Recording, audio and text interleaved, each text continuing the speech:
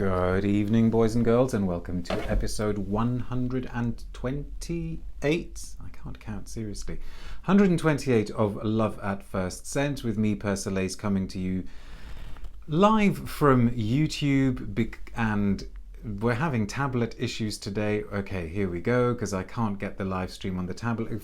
First comment for this one goes to Floating Man. Says, Arigel Adore really needs to send some samples your way. Would love to hear what you think of them. I'll try and get some. I will do my best to try to get some. Peggy says she's back. For the benefit of those of you who are watching the recording, this is the second video I'm broadcasting today. There will be a third one. There may be a fourth one, depending on how we go. If you would like to have the sort of experience of watching them as though they were being broadcast live and you want to follow the live chat and everything, look at the video description below and I will link to all of the other videos. Now, this is what we are smelling in this one. And I confess, and not that I need to, I don't think, because you will probably be thinking this yourself anyway if you're a regular viewer, that this is not the kind of thing we would normally cover on Love at First Scent. Oh, well, that's not true. Perhaps that's not exactly what I mean. We do cover these sorts of scents, but maybe not in a standalone video, and maybe not something that's actually been out for a while, as this has. But I have smelt this before briefly, and I wanted to, and I decided I really ought to share it with you, just as an example of the fact that the mainstream does still do things and offer us things that are interesting. I'm not saying that this is a great masterpiece or anything like that. We'll spray it in a sec, but it is interesting, and I will try to explain why I find it interesting. So this is the women's version, the Pour Femme version of Versace's Dylan Blue. And unless I'm mistaken, it came out a few years ago. It's composed by Calice Becker. But I think it's got a new advertising campaign, which is why there may be a little bit of a resurgence of interest in it. We'll spray it in a sec. I need to do the usual things as well of saying, please consider subscribing to my channel if you haven't already done so. Please feel free to leave questions, ask comments. We get round to them, or I get round to them in eventually. So feel free to say anything you like about the videos or ask questions. I'm not ignoring comments either. Fahmi is saying hello. FW is saying hi from Salzburg. Floating Man says, going through a Sultan Pasha sampler set wouldn't be a bad shout either. I have a feeling you two would get on really well. I've met him. Yes, absolutely. Chang says, bonjour from Amiens. Peggy says, I found the original Dylan too sticky, if that makes sense. Eric says, I do remember someone complimenting this one. Maybe it was you. I think I may have briefly mentioned it in another video. Angeline says, it's a blue theme so far. Gosh, you're right. But if we move on to the next one, it won't be blue. Q George says hello. Okay.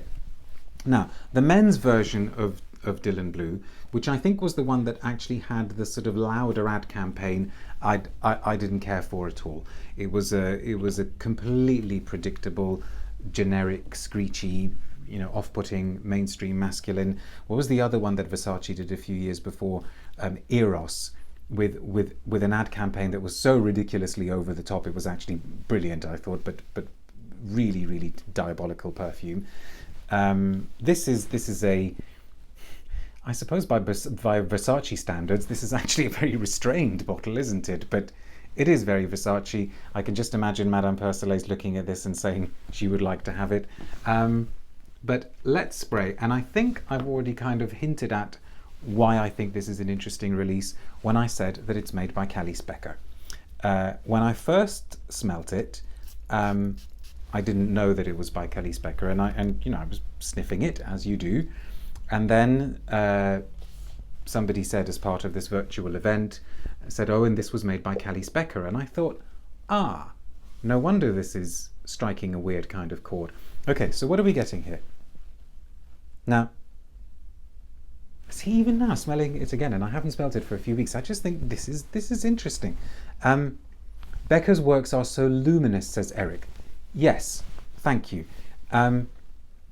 Because this has got that luminous quality of making she's very good at this. She's fantastic at making the materials that she's working with or using in a composition just seem so ethereal, as though maybe you could say that they're backlit, but it's more as though they're sort of backlit, but they also have some kind of an internal source of light, as though they are light, as though they are scented light or lit scent, luminous scent, illuminated scent. I suppose the most memorable expression of that style was Estee Lauder Beyond Paradise, which I'm sure I've mentioned in other videos. I mean, I still think that Beyond Paradise is just so beautiful, so gorgeous. It has that fantastically unreal quality that some perfumes are able to convey. I think some of the most interesting perfumes are ones that are bedded in a sense of familiarity. So they take you by the hand with something familiar, but then they present you with images that seem completely fantastical and unreal, and yet you're seeing them because you're smelling this stuff and you're making these weird juxtapositions and connections. So with Beyond Paradise, you do see jasmine growing on the face of an asteroid, or you do see, shooting stars bursting out of an ocean. And J'adore, of course, was another example. J'adore was the original J'adore, of course, because it's been reformulated since the Calice Becker version, sadly. The original J'adore was much straighter in the sense that its floral notes were more obvious, more legible, so it was a kind of, jasmine ylang. But again, it did have this golden luminosity in it. And she does a similar kind of thing here, and she does it with apple, with green apple, and it's really fascinating. It's a superbly executed green apple note. So it's got the sweetness of apple, it's got that kind of tart, sharp, biting quality of apple, which immediately makes you think green apple rather than red apple. It's got an edible quality to it, but not in a sticky, sickly sense. And it also feels as though the apple is an orb of light. As though it's got this kind of self-perpetuating light bulb in the middle of it that is just shooting out these yellow and green laser beams. There's a strong use of musks in the base, of sort of shampoo-like musks, which makes me think of the work of somebody like Sophia Groisman and Calice, which was a sort of floral on heavy musks, and maybe something like Trésor in terms of just structure, placing floral on a huge base of musks. But this is endearing work.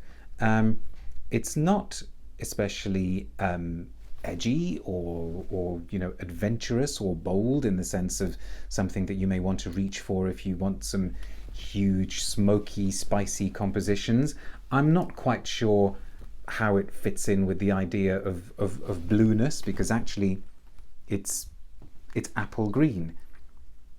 But as an apple scent, when so many fruity scents out there are so cloying and unconvincing, this is good. This is really good stuff, and it's an interesting expression of Calice Becker's style and an extension of her style.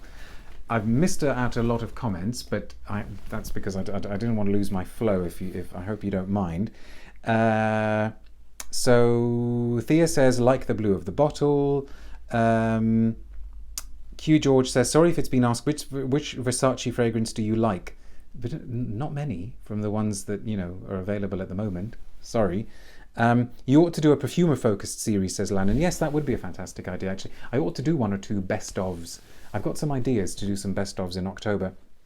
Eric says, I think Luca Turin, in his newest book of reviews, said her Oscar Flor was like walking hand in hand with a child of light. That book is in this room, but I would have to get up off this chair to go and get it, so I'm not going to. But totally, she is the perfumer of light. I don't have it to hand directly now, says Eric. Yuri says, have you tested Roger Parfum de la Nuit? No, sorry. And Rich Mitch, oh, sorry, they're talking to each other. Or maybe you're just having a conversation with each other. Sorry if I butted into the conversation. So, oh, I keep doing this today because the tablet is far further away than it normally is. What can I tell you in terms of press release about this? Not a huge amount. It says the floral, fruity, woody composition is conceived so that the epithets of uniqueness, strength, sensuality, and elegance are represented by the upper, middle, and base notes of the fragrance. Well, that's nice to know. Dylan Blue pour Femme is my tribute to femininity, says Donatella Versace. So she thinks femininity is an apple. Hourglass, maybe? Never mind. Pear? No. So I created a strong, sensuous, yet refined fragrance for a woman who knows her own power. How many times has that been said before? Blah, blah, blah. Actually, do you know what? Guys should wear this. Forget Dylan Blue for men. Apple for men. I mean, isn't the original Hugo Boss basically also a green apple scent? And then it just gives me a list of notes saying that the top notes are Granny Smith apple, I love that, clover, forget-me-not, then we've got rose, jasmine, ice infusion of peach in the middle, and patchouli, styrax, white smooth woods, and musks. All the usual suspects, but this is as a different way of doing clean. And using apple to do clean rather than lemon or other citrus fruits, it's pretty good, and technically I think very, very accomplished. Well worth checking out, I would say, if you want to sort of try something along the fruity lines that you may not normally wear. Okay, so blotter update coming in the video description below after a few hours, but please come back in a few minutes for another one. And shall I reveal now? We will be doing the new one from Caron. See you soon. Bye.